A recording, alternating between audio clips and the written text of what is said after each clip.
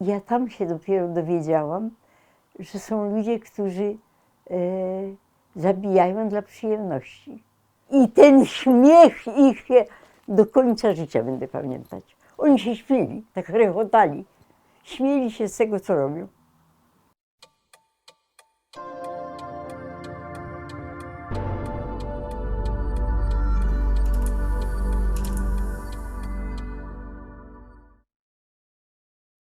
Zupełnie w pierwszych dniach, jak ci Niemcy już wchodzili tam, to jeden z takich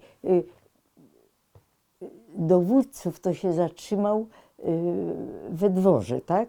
A naokoło w jakichś namiotach i tak dalej były wojska niemieckie już. I ten, który się zatrzymał we dworze, to zażądał, żeby mu dać śniadanie. I rzeczywiście myśmy te dzieci tylko tam z daleka przez jakąś szparkę obserwowali, że ten Niemiec kazał mojemu ojcu wszystko próbować, bo się bał, że go Polacy otrują. I w pewnym momencie złapał pistolet i do mojego ojca, bo spróbował chrzanu, a ten chrzan był bardzo ostry. No i dopiero ojciec na spokojnie, bo ojciec studiował, świetnie znał niemiecki, bo studiował w Niemczech. I wytłumaczył mu, pokazał mu, że on też je ten chrzan, tylko że to nie można jeść samego, tylko trzeba jeść z czymś, z wędliną, z chlebem i tak dalej.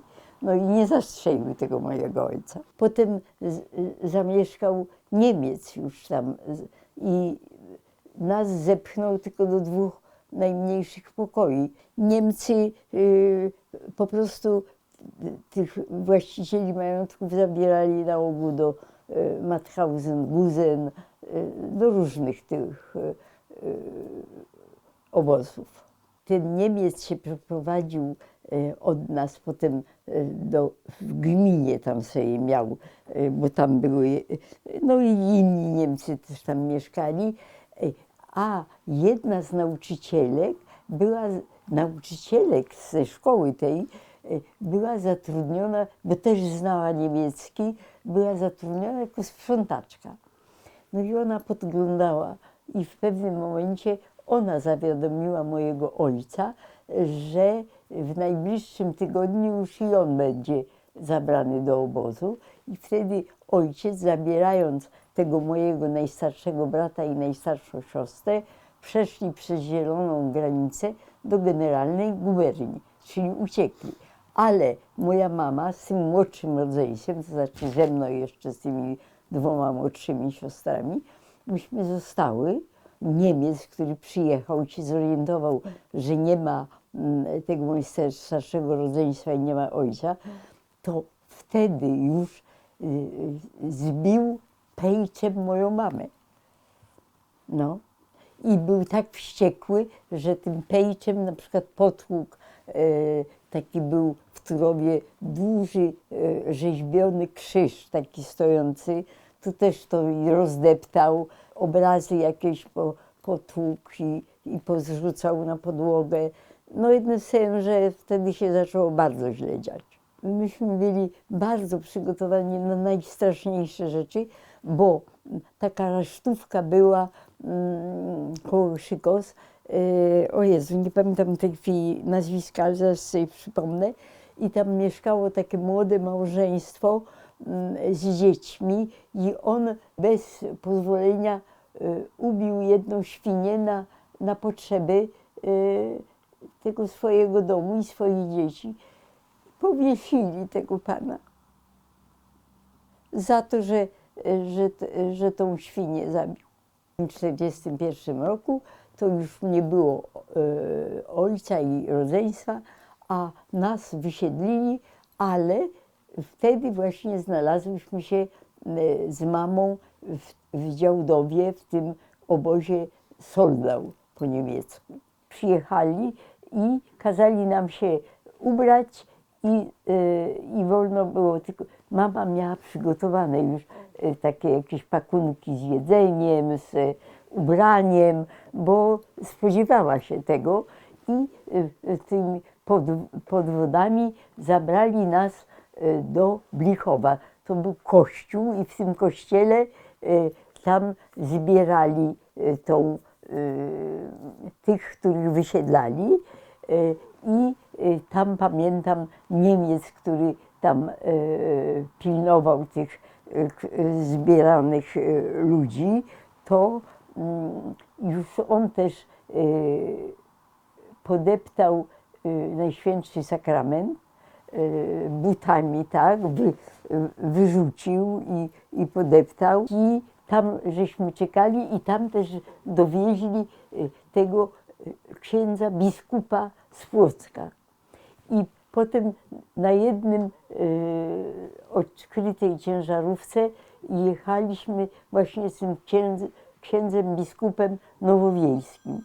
Jak podjeżdżaliśmy już do Działdowa, czyli Soldał, to przeraziło mnie to, że taką grupę, dużą grupę Żydów pędzili piechotą i cały czas po drodze bili.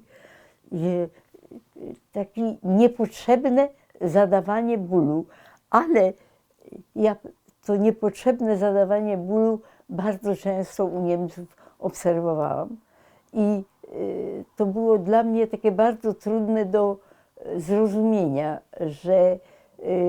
że ktoś się może pasjonować zadawaniem bólu, ale tak było.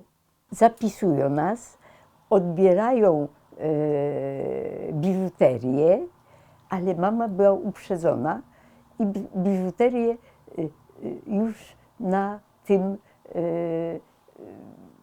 tej ciężarówce zaszyła na dole palta. Zdjęła, bo z nami jechał w mundurze niemieckim, w wojsku niemieckim, ale to był Ślązak. I on uprzedził mamę i powiedział: słuchaj, bo mama miała dosyć dużo pięknej biżuterii, a zabierała, żeby zabrać, to właśnie miała na sobie. I on powiedział: zabiorę ci tam, zaszyj, ja cię zasłonię, bo na tej drugiej ciężarówce to jedzie nie Ślązak, tylko prawdziwy Niemiec i on by cię zabił za to. No, ale dzięki temu mama zaszyła tą biżuterię, zdjęła z ręki, a rzeczywiście po przyjeździe kazali zdejmować biżuterię i zabierali i przydzielali, gdzie kto, do jakiej części niemieckiego obozu, bo ten obóz niemiecki był podzielony na 3 części. Dla księży, dla zwykłych Polaków i dla Żydów. 3 oddzielne części. No i my oczywiście się dostaliśmy do tej części dla zwykłych Polaków. I akurat my, to znaczy moje młodsze 2 siostry i moja mama, myśmy były przydzielone na strychu takim i tam na podłodze się leżało, tam było tylko trochę takiej zawszonej, przepraszam, ale to było naturalne, zawszonej słomy i na tym się leżało i z zasady wszyscy stamtąd wychodzili zawszeni. Ja dalej, jeżeli mam to opowiedzieć, to dalej mam ścierpnięte plecy z takiego przerażenia, z takiego cóżka. Zamiast ubikacji były chowane rowy takie i nad tym rowem były takie zbite takie żerdzie i się siadało na tych żerdziach i się tam załatwiało. Ponieważ mama wiedziała, że ta moja najmłodsza siostra to niebezpiecznie, żeby nie wpadła i tak dalej, więc mnie wysyłała, byłam ta 14-letnia już, proszę pani, do opieki, żeby ją trzymać, tą moją siostrę. I miałyśmy pecha, bo właśnie wtedy wpadł do tego taki 10-letni mniej więcej chłopiec I ci Niemcy go tylko myśmy myślały, że on go wyciągną, a oni go wepchnęli tylko głębiej takimi kijami i udusili go tam w tej kloace. I ja to jeszcze dalej nie mogę tego przeżyć. To jest straszne dla mnie. A ja miałam te 14 lat, a ta moja siostra, która miała te 5 czy 6 lat niecałe, to nic z tego obozu nie pamięta, tylko pamięta to utopienie tego chłopca. I ten śmiech ich do końca życia będę pamiętać. Oni się śmieli, tak rechotali. Śmieli się z tego, co robią.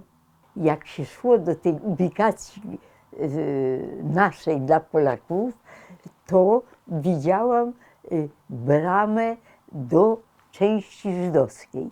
I ta brama była tylko z takich prętów grubych, żelaznych, więc dobrze było widać tą część dla Żydów. I dlatego ja tam na przykład widziałam, Jezu, znów muszę powiedzieć rzecz, którą ciężko mówić. Zakupywali żywcem takiego Żyda i też się śmieli, a żywcem zakupywali takiego Żyda jakiegoś. Po tylu latach, jest 70, 80 lat, a ja za każdym razem, jak to opowiadam, to jestem chora dosłownie. Z tego naszego przygórka nie wolno było, ale żeśmy bardzo to ostrożnie robiły, żeby Niemiec nie wsiadł jakiś do tego pomieszczenia, ale jak żeśmy się kładły tak na brzuchu, to widać było ten obóz dla księży. I oni się tam znęcali nad nimi strasznie, nad tymi księżmi. Też pędzili przez taki plac, bo ta ubikacja też taka jak u nas była tam za tym placem dla tych księży i oni strasznie po drodze bili tych księży i też nawet widziałyśmy kiedyś tego biednego naszego biskupa, który nie nadążał za tymi rozkazami i taki prawie czołgający się szedł. A z kolei ci księża, którzy chcieli mu pomóc, to dostawali 2 razy, bo i takich bili, a jeszcze za pomoc temu biskupowi jeszcze ich drugi raz bili. Także to było straszne tam to wszystko. Ja tam się dopiero dowiedziałam, że są ludzie, którzy zabijają dla przyjemności. Tam właśnie byliśmy przez plus minus 2 tygodnie, trochę dłużej i okazuje się, dopiero się po wojnie dowiedziałam, że mieliśmy niezbywałe szczęście, bo niecałe 10% stamtąd pojechało do Generalnej Guberni, ale myśmy się akurat w tych 10% znaleźli i wagonem takim dla bydlęcym, ale pojechaliśmy do Generalnej Guberni, a nie do obozu zagłady któregoś innego, bo stamtąd wysyłali dużo zabijali na miejscu, bardzo dużo, taki był lasek za tym obozem, to tam bardzo dużo zabijali w tym lesie i zakupywali tam w tym lesie, potem były poszukiwania po wojnie, a niecałe 10% pojechało do Generalnej Guberni. Moja rodzina, te moje wnuki i nawet moje dzieci, bo ja 3 dzieci miałam, proszę pani, to się po wojnie długi czas dziwili: babciu, ty nigdy nie opowiadałaś, że byłaś w tym obozie. Po prostu ja to wypierałam z pamięci. To się psychologicznie tak nazywa, wyparcie z pamięci, bo to było za straszne dla mnie, to co się tam działo.